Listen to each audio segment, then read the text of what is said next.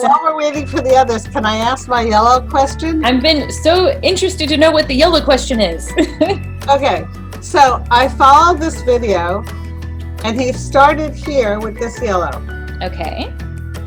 And then we went around, and then when we got to the end, he said, and then you do your brightest yellow. Well, I had used this light yellow for all of these. Oh, good. So I went back and put a darker yellow in here. Oh, but okay. That's so weird. So that's a great question because there are generally 2 yellows for every palette that you get. Hi, Diane. We're talking yellow.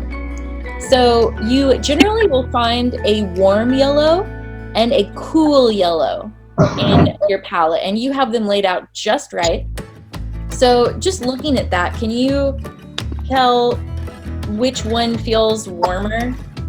And it's a very subjective question. The second one.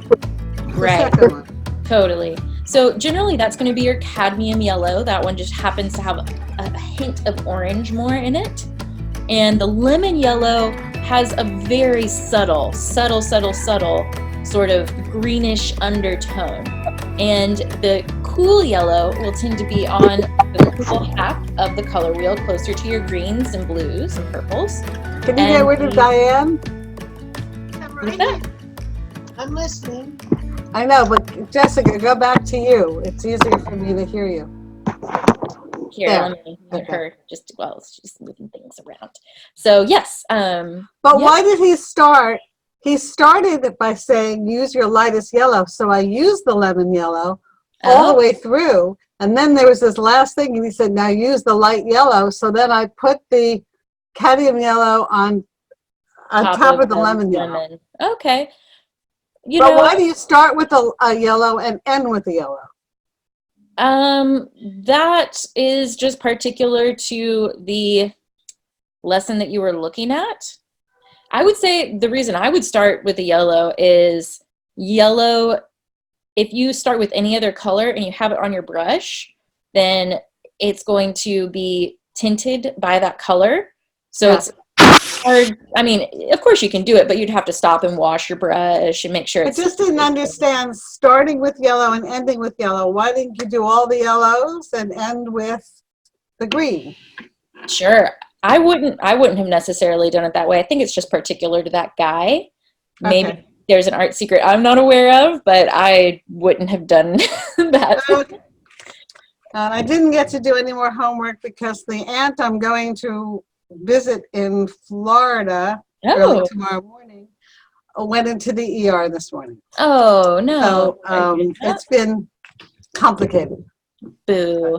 Yeah. Well, I hope you do get to bring your art supplies with you just in case you have. No, I'm just going to bring the little pad and the pen that Diane gave me. Okay, good. Yeah. Alrighty, how's everybody been finding the last week of color? I saw your beautiful experiment, Diane. Diane, you are so unmute. You are so comfortable with color. It's just it's a joy to watch you. It's intimidating, but it's a joy. Well, you are now the most popular thing after Mel on New York Sketchers. You have like 22 likes. Judith on New York Urban Sketchers, one of her Carl Fisher. And Carl Fisher got all kinds of likes. Did you see that? On Facebook? Yeah. Yes. Popular in New York Circle. You know, I don't know that you would have seen it, Jessica, because it went to New York Urban Sketchers. Cool. One of your sketches. I decided that I was going to be brave and post one, and they were very supportive. And then I posted the drawing, I think I sent you all, of how to make a dumpling for anyone who wants to get ready for Chinese New Year. Oh, cool. I think I remember that one from your trip, right? Right, exactly. When is Chinese New Year? Never mind. Just quickly, when is Chinese New Year? Friday night, Saturday morning. This week? Yeah. Oh, so cool. I wish I was in New York City for that. That's going to be amazing. Oh, no. couple They years used ago. I can't, Diane, we can't hear you. Okay, never mind. Well, let's go ahead and dive into color this week. And honestly, I wanted to slow things down a little bit because I felt like this particular session, one of the best things that we could do for ourselves is take the time to keep experimenting. And I know not everyone has gotten the chance to go through and do all of the last assignments from the homework. So I figure, you know, that really, if y'all continue to go back and look at what those are, which are mixing two primaries together to make a secondary. And, you know, it sounds so dry hearing that as homework, but if you just use those approaches to paint absolutely anything, then you're going to be set. And what we're going to work on tonight is analogous color. But I wanted to open up my Pinterest board for you all. So let me pop this up here. And if I haven't already, I think I posted a ton of resources, but this is a good classic one. So I'm hoping as you're looking at these, you're noticing and starting to use some of the vocabulary words that we've already been working on. So this beautiful building over here, I would consider a monochrome, all different shades of green. Another monochrome here with this little lady.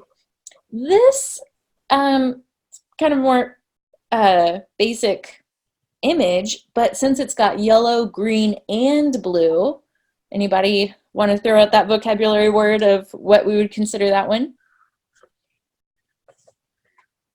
Da, da, da, da. That's why we're sticking with what we've been learning already. Analogous. So that would be an analogous color scheme. And analogous is, I'm sure I must have a color wheel here. Here we have it. When the colors on the color wheel are right next to each other. So here we have red, magenta, and purple. So that's actually kind of a funny color wheel. Linda, did you have a question? No, but that color wheel that was on the screen right there showed it. Yes, that was why I was popping her up. And then here we have the three colors that are the essentials that make all of the other colors our primaries. They're just like the primary colors, just like the primary numbers, they cannot be divided to make any more basic color. So if you think about the numbers 1, 3, 5, 7, you can't divide them. Just as with red, blue, and yellow, you can't divide them in the sense that an orange, you could divide and get red and yellow.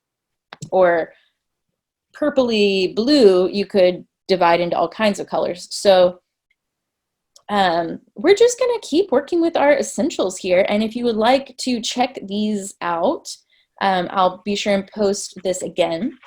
Got all kinds of just fun play with colors. You know, if you're ever feeling intimidated by the sense that you have to paint or draw something serious, you could do something more intuitive and flowy and scribbly like this, almost like a Zen doodle, and just really let the colors speak for themselves. So since we're focusing on color this whole month, this is a never-ending resource for y'all to learn more about the theory and also the basics of how to build your colors. And if you're into interior design or color psychology, there's some fun infographics on that too, but we're not going to get too much into that tonight. Maybe I'll end up rambling about it. But what we are going to do is a painting or drawing, if you happen to have your colored pencils, based on one of these super simple landscapes. Yes, Can Judith? you spell tertiary? Yes, tertiary, TERTIARY. Okay, Thank you, I got Linda. it. You said colored pencils, but you mean our watercolor pencils are okay, or should I get my colored pencils? Absolutely, either. Okay. Anything you've got. So let me pop my Here. So, not that. There we go. So here is an example of what we're going to do this evening. And even though this is an example of, this is actually a monochrome, but I think tonight we're going to be working with analogous colors, colors that are next to each other on the color wheel. Another thing that happens when we use our colors in this way is we're actually using the value or the darkness of color to show depth. And so one of the essentials of working with color to show perspective and depth is that things that are closer, bless you. Bless you. I was trying to figure out how to mute it really fast. I couldn't do it. No worries. So things that are closer are much more crisp. We can see their details, and they're also going to appear darker. And also, this is not something we'll necessarily do today, but they'll tend to be more warm in color. Whereas things that are super far away are going to appear lighter, hazier, higher in value. That means brighter or closer to white. And they often appear cooler. So if you happen to be in San Miguel de Allende and you look over at the view of the mountains, you'll notice that they look purplish or blue, even though we know if we were standing on that mountain and looked down at the soil at our feet, it would be brown. But it's the effect of the haze, the ozone, the little water vapor molecules that make things look bluish and cooler in color as they fade into the distance, and hazier and higher in value. So I do have a. So would it mess it up if, I mean, I'm thinking I'm such a rank beginner at color. If instead of doing analogous colors, I just did monochrome? absolutely not. I was looking at that and I was thinking, you know, I can't even do that. Like get. Oh, Me either. Thank you for saying this. absolutely, that'd be great. And maybe we all do blues and whatever's today, whatever color you decide to go with, as long as it goes from dark in the foreground to light in the background, then we're set. So wonderful. Sounds like a plan. Any other questions or comments before we bust out our... So we're doing pencils, not paint. I'm going to be using paint, but you're welcome to use whatever you like. And Judith, maybe paint. I don't know. What do you I'm think? going to do paint because I have to start feeling more comfortable. Wonderful. Diane, you've got... I muted you. Diane, you all ready with your... What are we drawing? So we are going to be drawing... Oops, let me pop mine up. A landscape. Yes, a version of this. Now, I just made these trees up out of nowhere, but let me pull up some inspiration again. Did you paint the lighter or the darker first? Great question. We're going to start with the background, and I'm going to be painting right along with you. So would y'all like us to all work in the same color today? And Blue. blue? Yeah. Okay, great. So, oh, and that reminds me, I did see your comment, Judith, about your blue. I on your either palette. have intensive blue or ultramarine blue. Oh, so those are the only two blues you have? Yeah. That's a bummer. Well, I was going to ask that too. I mean, I have the big set, so I have several blues, but I was wondering, you know, again, for just such a big, I'm just Keep it a simple. beginner at color. Absolutely. If it would be better for me, you know, for like a absolute beginner, to start with just one color and work on getting it lighter and darker, or whether I should go ahead and use multiple blues. I would say use multiple with the set that you have. That's what I did for the one that y'all saw, actually. So we're going to be using probably blues that are closer to these blues here. I'm guessing, just depending on what you have. If you got an ultramarine, actually, Judith, ultramarine is very nice because you can get a very long range between a very light and a very dark. So as long as you use a lot of water with your drawing, you should be able to hit the range you want.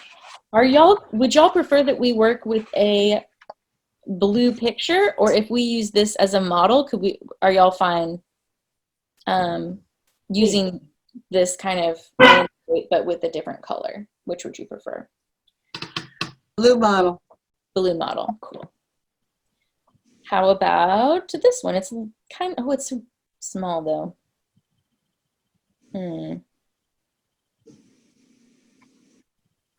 I like these trees, but we want some. Okay, go back to the brown and we'll figure it out. Or there's this one. It's a little bit more complex. No, go back to the brown. We can figure it out. Okay, so we'll be doing it step by step. And I'm going to switch to my other one. So now, should I also, I have 3 blues. Should I also use black to mix in? You can if your darkest blue is not dark. But if you have a nice dark blue, it'll become almost black. So the one that I did earlier, I actually used just a very dark blue, and I think it has a nice effect to it. So you did a wash of a very, very light blue on the whole page first? Not the whole page. And let's go ahead and start with step number 1 that I did first, which is I went ahead and created a rectangle on my page. So I knew where I want to fit this picture in. And that will also help save a little bit of time rather than filling up a whole page, even if it's a small page. So I started with a rectangle, and let me show you on this page. Can y'all see that all right? Let me make it darker. It's almost the whole page. Yeah, it's a little smaller, so I'm going to make it darker so you can see. Okay. It's, you know, kind of nicely framed within the page. Not the biggest sketchbook. And I'm not worried about like making it a perfect rectangle, so no need to grab your ruler or anything.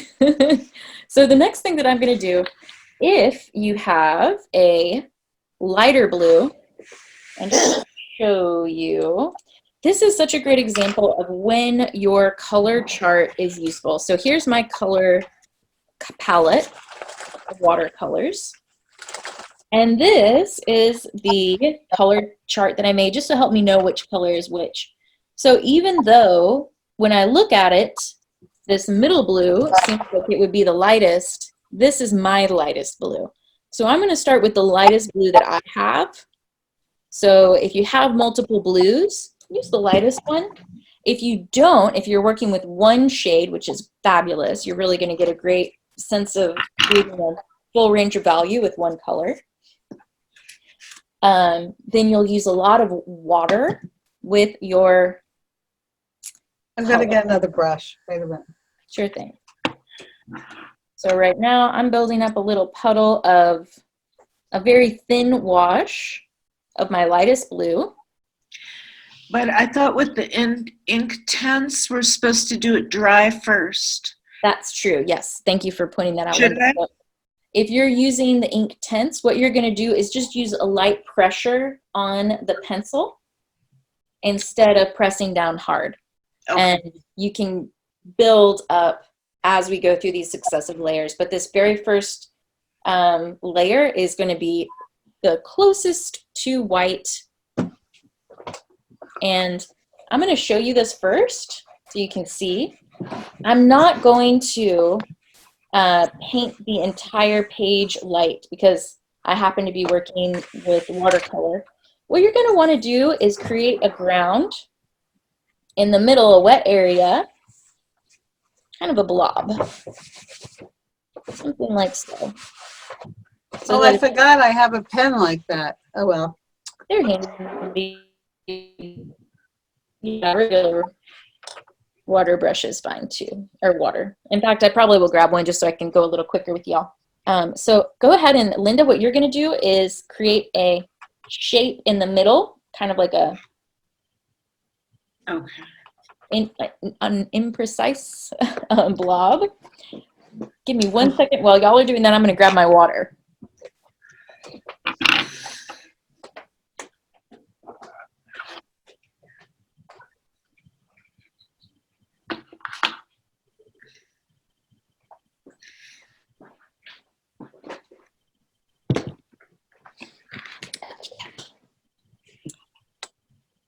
Let me show the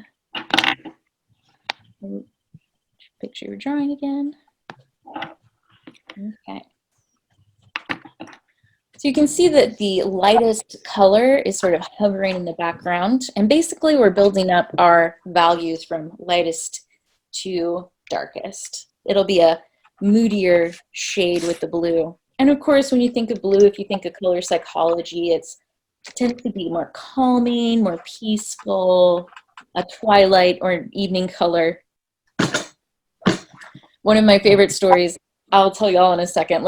Are y'all ready for the next shade? No, but go ahead. So Okay. should I go over mine now with water, now that I did the lightest with the ink tints, or should I wait until it's the end to put the water on? Ooh, man, that's a great question, Linda. So the thing is, once you put the water down over the ink tints, it's hard to go over another layer. So I would wait until the very end. But I'm almost curious, do you have space on your page to do like an experiment where you do I can do it one on another page easily enough. Yeah. Yeah, okay. If it wouldn't take you too much time, I think that would be a very worthwhile experiment Okay. because it will hold a little bit of color over the top. I think you could try it, but maybe do the first 2 layers. Keep following along with me, and after we've covered the whole rectangle, then we'll have you start adding water for the background wash. Yeah, I think I better wait. Okay. So the option would be to have one page as an experiment that you keep dry the entire time, and another page where you do the first layer of the 2 highest values that are still very bright, get them wet, and then you'd have to let that dry before you add the next layers. So it would be a bit of a process with the watercolor pencils or with an ink tints. Can you hold up what you did already? Yes. So all I've got is a light blue blob sort of in the upper center of my page. And what's beautiful about this particular exercise is it does not have to be like mine particularly to still end up looking really nice at the end. So once we've got our blob, I'm going to do a slightly darker shade. So I'm going to mix the blue that I already had and the next darkest blue, which is still a pretty medium to light shade of blue. So I will demonstrate.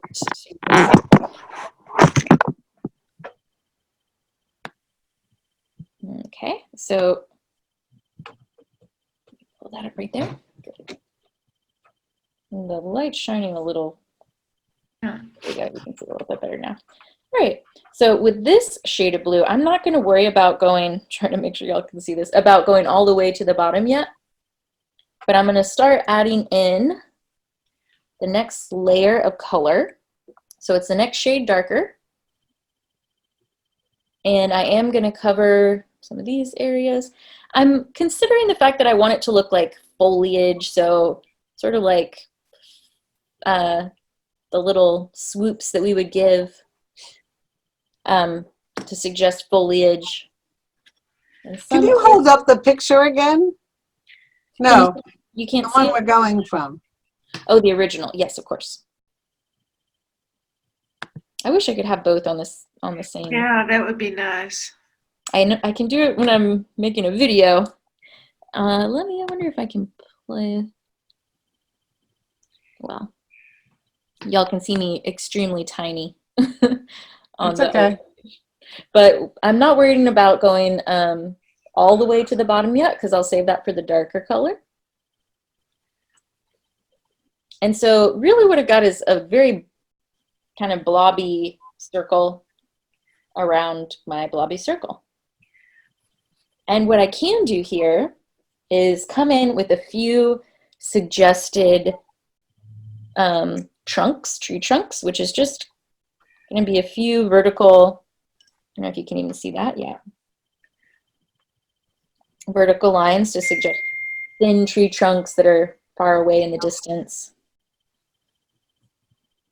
Oop, that one's, it turned out to be a thick one, but that's fine. Sorry for the beeps. I'm turning it off. No worries.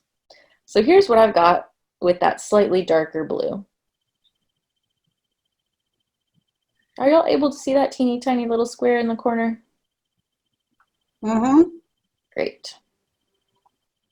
So that's our next layer. Do you have, okay. What was that?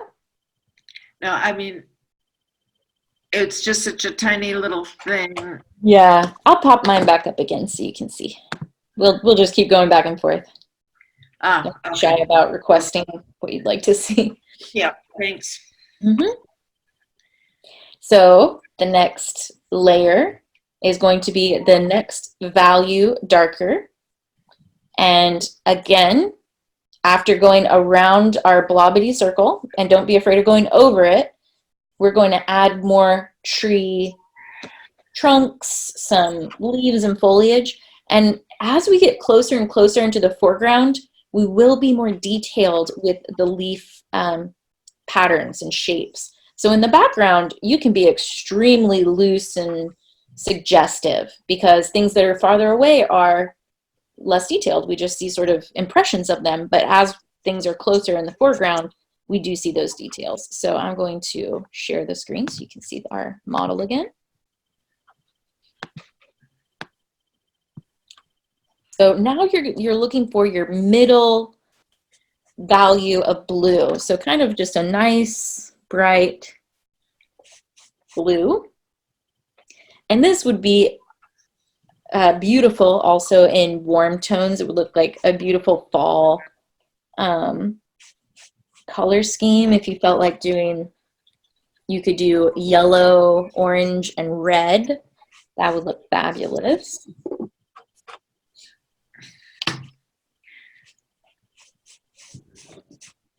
And in fact, this would be a great design to come back to over and over again. If you're going through the homework and you're like, I just don't know what to draw. Jessica's left me without any instruction. She just said to use this color. This is a great one to keep coming back to because you can have slight variations that all look a little bit different. And it's a great way to experiment with your colors and also practice your value scales at the same time.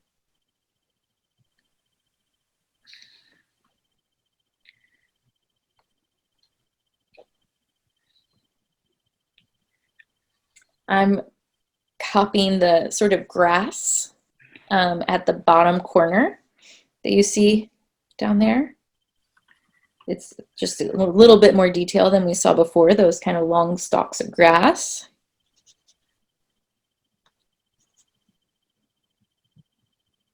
With some trees hanging out of it.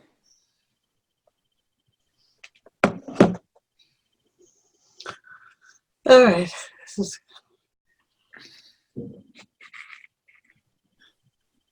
How's it going?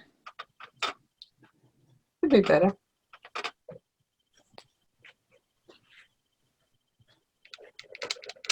And you can copy this exactly, or you can just go wild.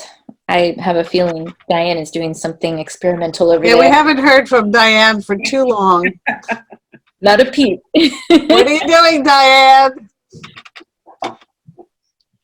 Oh, I muted her. There you go. What's up, Diane? Here I am. I'm catching up. Yeah.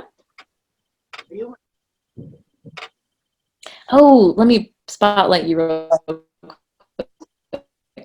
I left a whole corner white. Oh, very nice. Yeah, I like that. Like kind of opening up into the sky. Uh-huh. You know, and this is a great, that's a great example of experimenting with composition, playing around with a lot of smaller thumbnails to see how the mood is changed. I mean, just opening up that top corner to me feels very like hopeful and like you're going through the forest and you see the meadow up ahead and the light is breaking through the trees, whereas ours is a little bit more enclosed. Can you show us the original again? Yeah, popping it right up. Here we go. Okay. And you may find as we're starting to get into the darker colors that you need to go layer by layer and add more. As the watercolor dries, it tends to lose some of its intensity.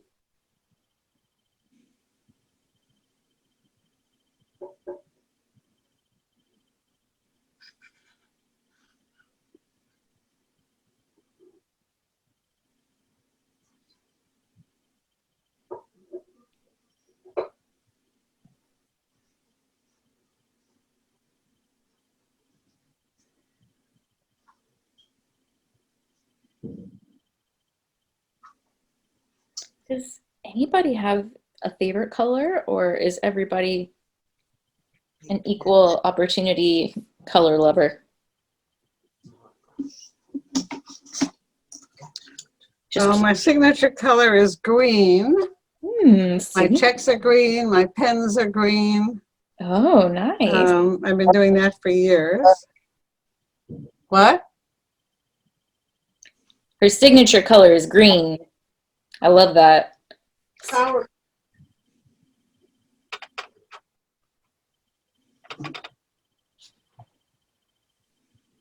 My favorite, even though I love them all, but my favorite has to be purple.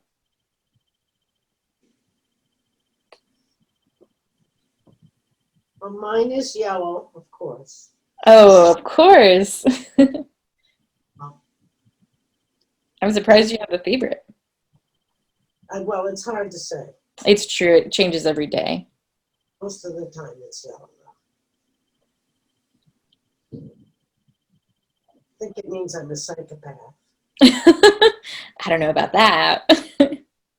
What did you say? She says she thinks it means she's a psychopath, but I disagree. She is definitely different, but not a psychopath. Yeah. Unique. Unique. You are unique, my dear.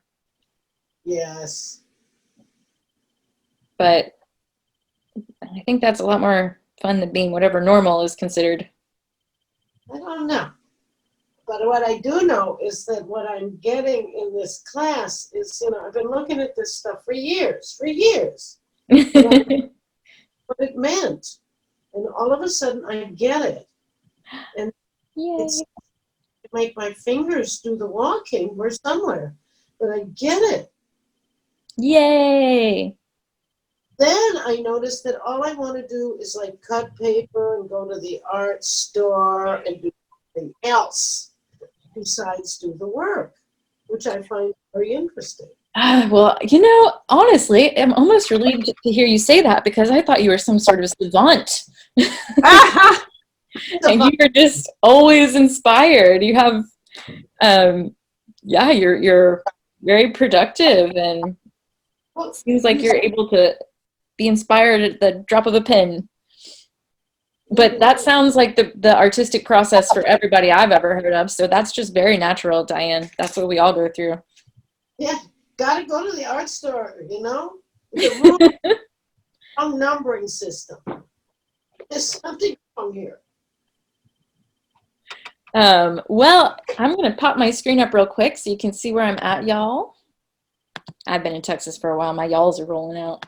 You're back in Texas now?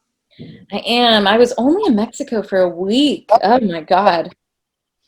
House sitting. House sitting?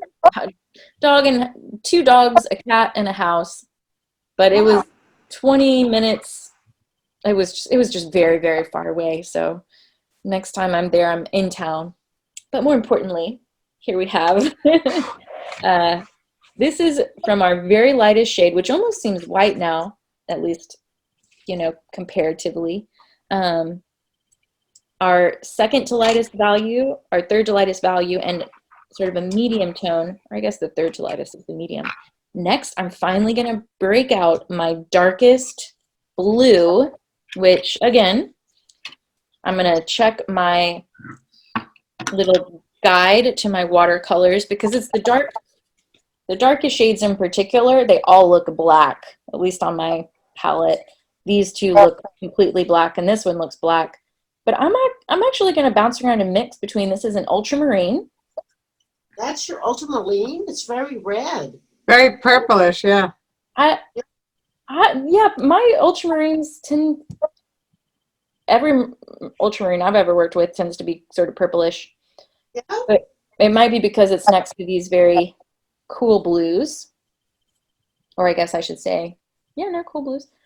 But now I'm going to tap a little bit into my ultramarine and mix it in with these sort of like phthalo blues, what I would call them. I don't know what this is. Very dark blue, black, blue, gray. So It's amazing how much lighter the blues dry. yes, it's quite surprising because you think you're putting down so much color in the beginning, and toward the end you're thinking, Where did it all go? right. The water really does make it appear darker. If you think about, like, I don't know, when my hair is darker, it looks a little darker. You might, clothes look darker wet. I don't know if that's part of it or what it is. And I'm going to get the example here. So this is my final layer, or I might keep touching things up, but it's going to be as dark as I go.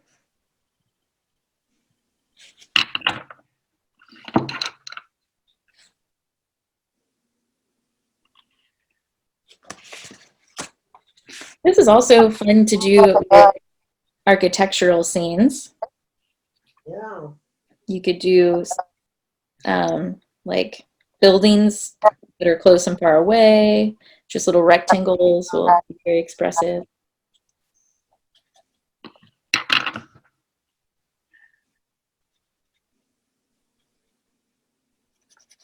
But because I started on the inside and I didn't do a full wash of everything all at once, I still have some crispness and clarity if I want to add any details around the edges that I might not have gotten if I had layered water over and over again.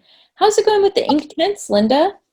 Well, it's a learning experience. Absolutely. Have you already started adding the water, or are you still doing just the pen? Yeah, I've been going back and forth, and it's not actually working out very well.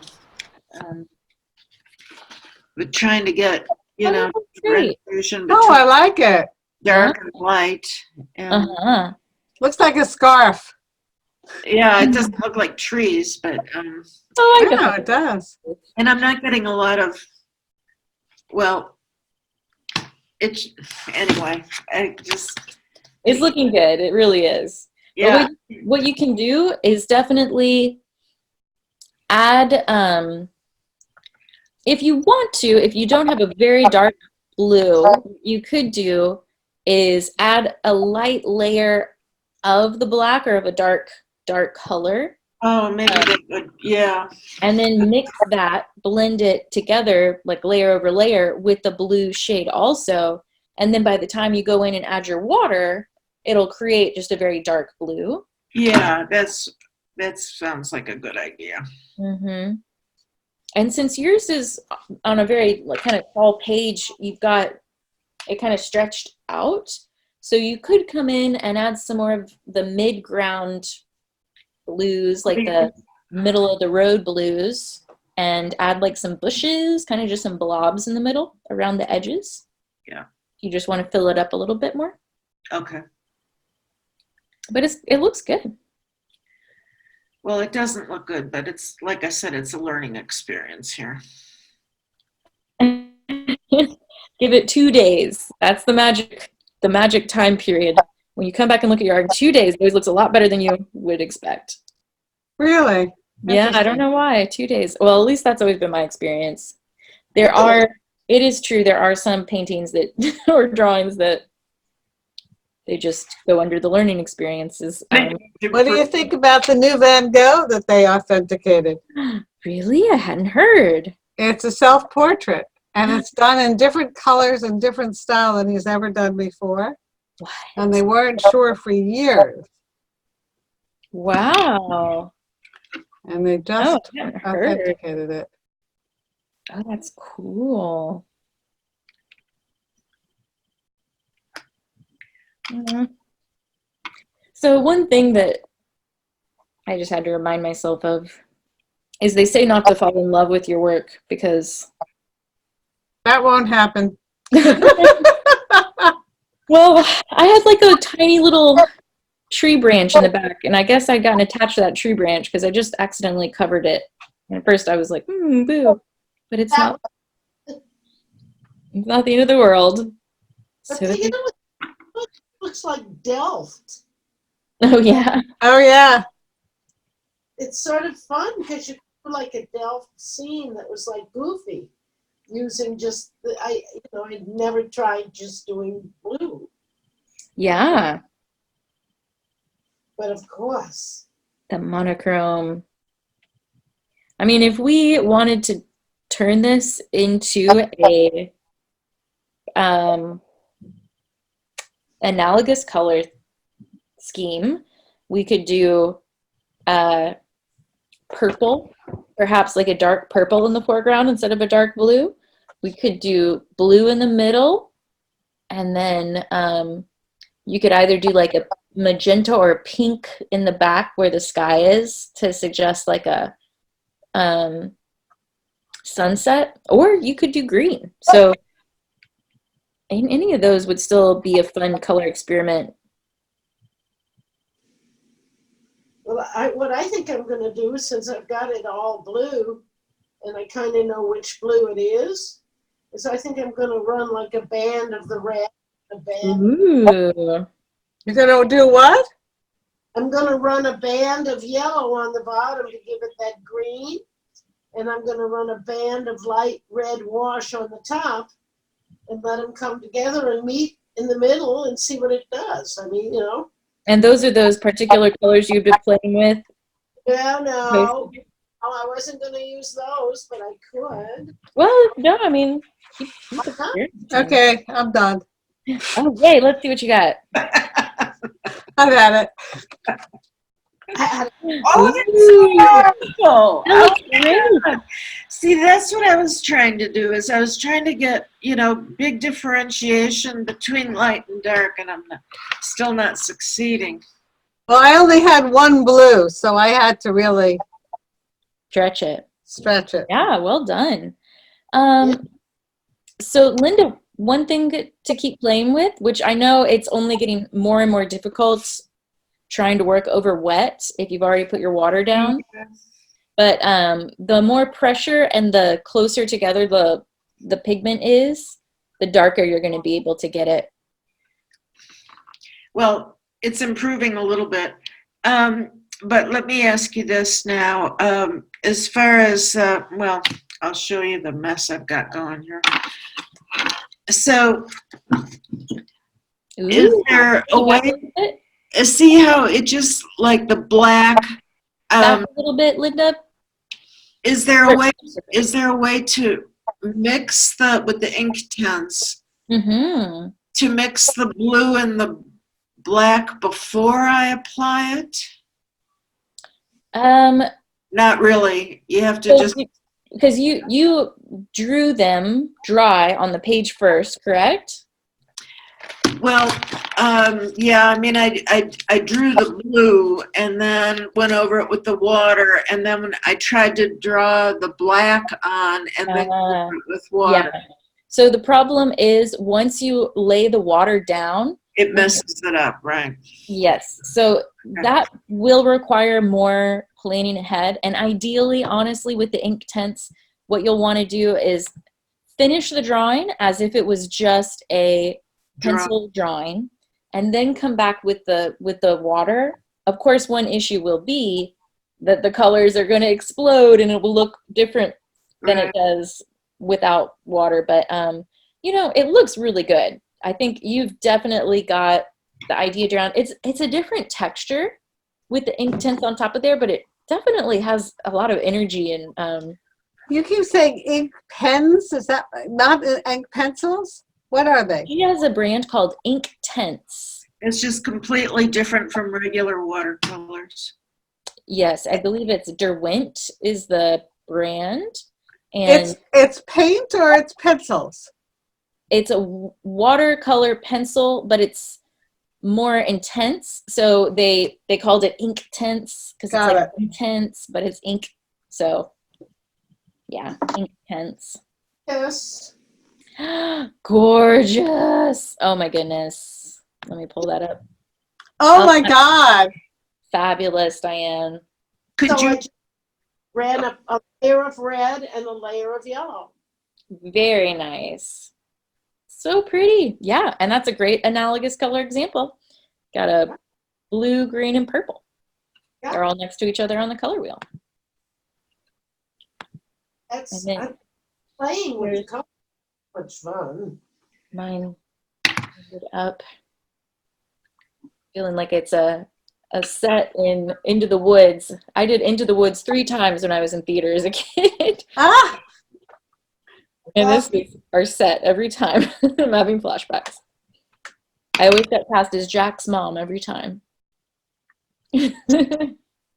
So, well done, everybody. Yes. We'll see. But what can you say something about why the blue mixes? Like, is it because it is fugitive? Is that what fugitive means? That it will Ooh, gosh, I know I've heard that term, and I'm not remembering what the heck it means. Well, it means it goes away real quick. Like some things, some colors, like the crimson, goes away. It's got that what you call a long white. Okay, I just looked it up real quick. Yes, exactly like you said, it's temporary. So when it's exposed to certain environmental conditions, over time, you'll lose that color. So I guess it's not something you would have to worry about so much in the moment. It's not about the water and how it blends with other colors. No, Um, fugitive just is a term for time. You know, tempus fugit. from from the time you asked the question to now, my Google search, which obviously is not that in depth, appears to show that it's just about the overall stability of the light, of the color as it's exposed to light. So Okay. it seems like it's just, yeah, it would be if you painted a beautiful magenta flower, over time that brightness might fade because it is a fugitive color. But that's a great question. I learned something just now too. Any other questions? I know there have been a lot that have come up over the week with color. There's a million different, what do you call them, variables as we're painting. So, okay, actually, I would love if y'all would humor me to just go do a little quiz and see how we're doing with our vocabulary. So, this is very strict. This is are we allowed to look at our notes? Absolutely, absolutely. So tell me our primary colors, my friends. red, yellow, blue? Red, yellow, blue. Gold star. And so what 2 colors do I need to mix to make purple? Red and blue. Red and blue. I'm doing really fast with easy one before you get to tertiary, right? You're making it sound like a Jeopardy game. No rush, no rush. Judith, how do you make orange? Yellow and red. That's correct. And how about green? Yellow, Blue, no. Yeah, blue and yellow. Blue and yellow. You got it. You got it. Great. So those are the orange, purple, and green are known as what colors? Secondary? Secondary colors. Exactly. Orange, blue, and green, right? Orange, purple, and green. Orange, purple, and green. Yes. Awesome. And tertiary colors, those don't come up as often in artistic conversation because they're just, honestly, most of the colors you're going to bump into start being tertiary. But anybody want to give a layman's version of what a tertiary color is? It's a primary and a secondary mixed. Excellent. Yes. I had to look at my notes now. So a primary and a secondary would be yellow and purple. Ooh. Okay, I'm glad you brought that up because that wouldn't be a tertiary color. A yellow and purple mixed together would make a neutral because they are opposite each other on the color wheel. So they do need to be next to each other. So it's like a orange, which is secondary, and a yellow would make yellow-orange. So it would make a pretty color. So they have to be next to one another, the tertiary. Yeah, you know, but you make a good point because now that you mention it, I suppose theoretically a yellow and a purple could be considered, if you mix them together, a tertiary. But yeah, that's a brown. You can make brown a million different ways. Yeah.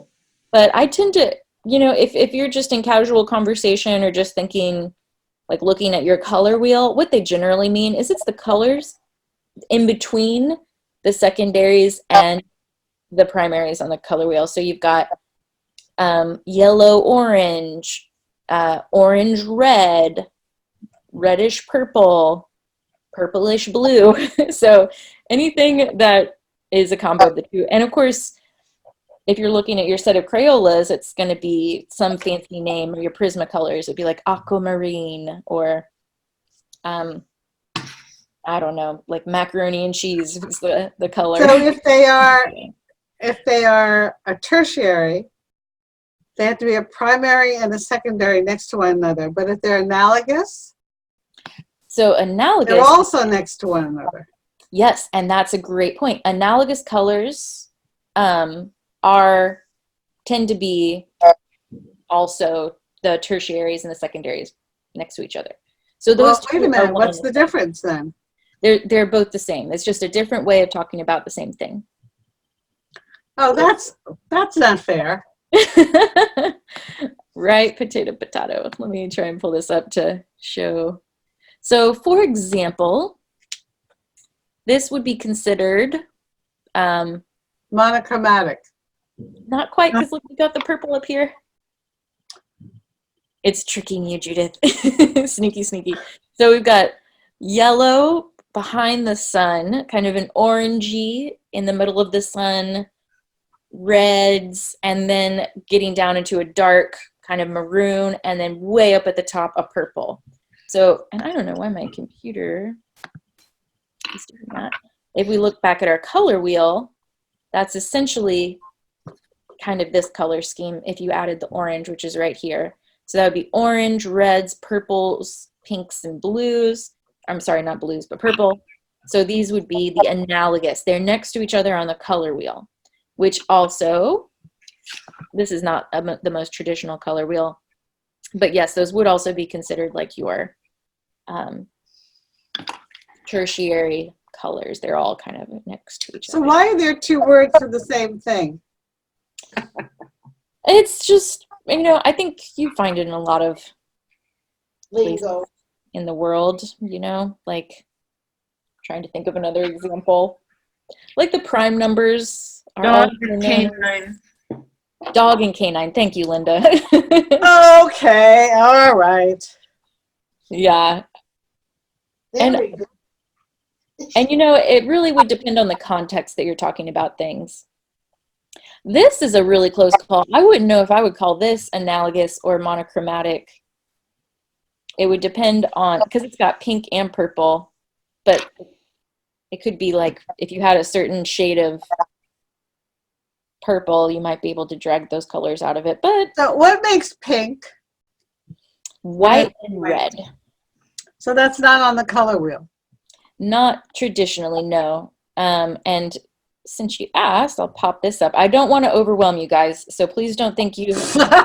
I'm way past that. So, in the top corner, you have hue, which is just another word for color. It's the pure color, is the hue. What is this hue? It is red. When you add white, it's called a tint. also known as a pastel. So, you know, it's the slightly brighter version. And that's when you get things like pink and baby blue and lime green and like baby lemon yellow and colors like that. And I won't tell you the rest of them. But you can get deep into color theory on here. But yeah, color is pretty endless. Well, y'all have been still So working. I have a question. I know Okay. you want to get off. It's a quick question. Okay, gotcha. So I'm out there in the world in urban sketching or painting or whatever, Sure. and I see a street that I want to do. Great. What makes me decide whether I'm going to use primary colors or analogous colors or secondary colors? How do you decide? Your Great question. your inner muse, right? Yes, your inner muse. I'll tell you one thing.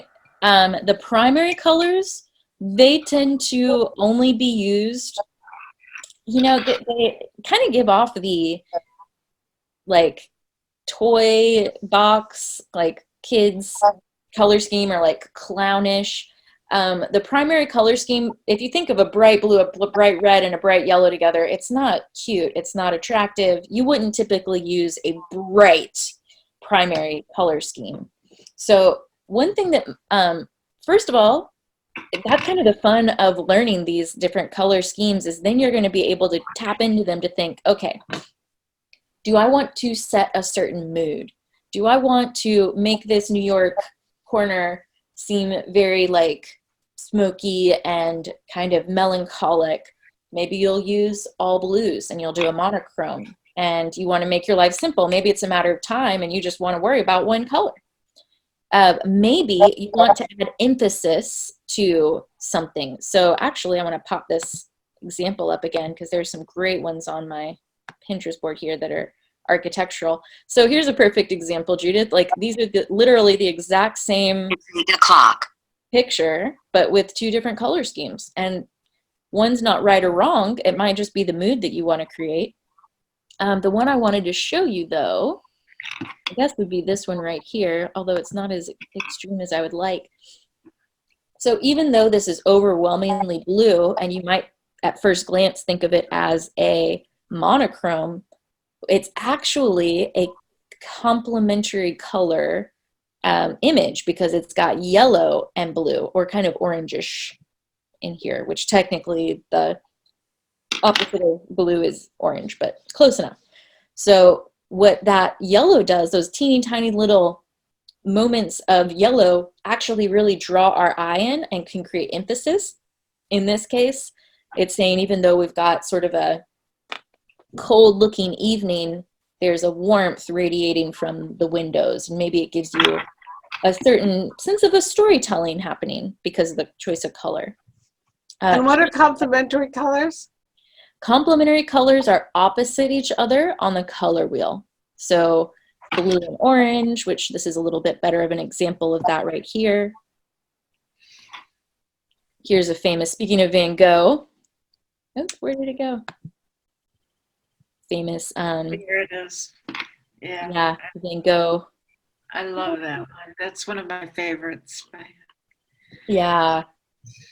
And this is something that you do see in real life all the time on a evening that tends to have cool nighttime. We'll have warm interior lighting. And one of the reasons, I mean, to me, that also has a lot of psychological significance. I remember being a little kid and coming in at night and seeing the warmth of the colors from the light in my house and feeling like, you know, that sense of home and coziness and people instead of running around. So that's the thing about colors. It's incredibly psychological, and we have not been talking about that part of color. Can I show you my last picture? Which one? What was that? Oh, please. Yeah, let me get this off real quick. Hold it down a little bit. Ooh, I love it. Oh, it's stunning. Ah, so rich. And now it's all muted purples and light greens and yellows. I Mhm. don't see the red anymore. A little bit behind the trees, but yeah.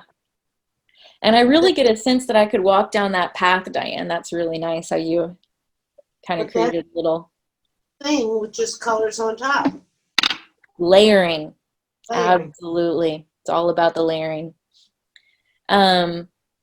But Judith, getting back to your question, that's really what art is all about, is in those situations, you've got your artistic license.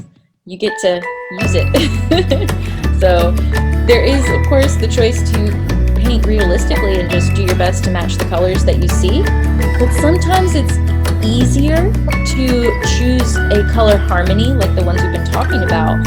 For me, the easiest is analogous or monochromatic. And that can make your choices a little easier. Okay, I'll try. You're gonna do great. What's our homework? So your homework is to do anything that you haven't done on the past 2 weeks' homework, because it's all very open-ended. So there's monochromes, making compositions with your secondaries and tertiaries, and then there's a couple free days.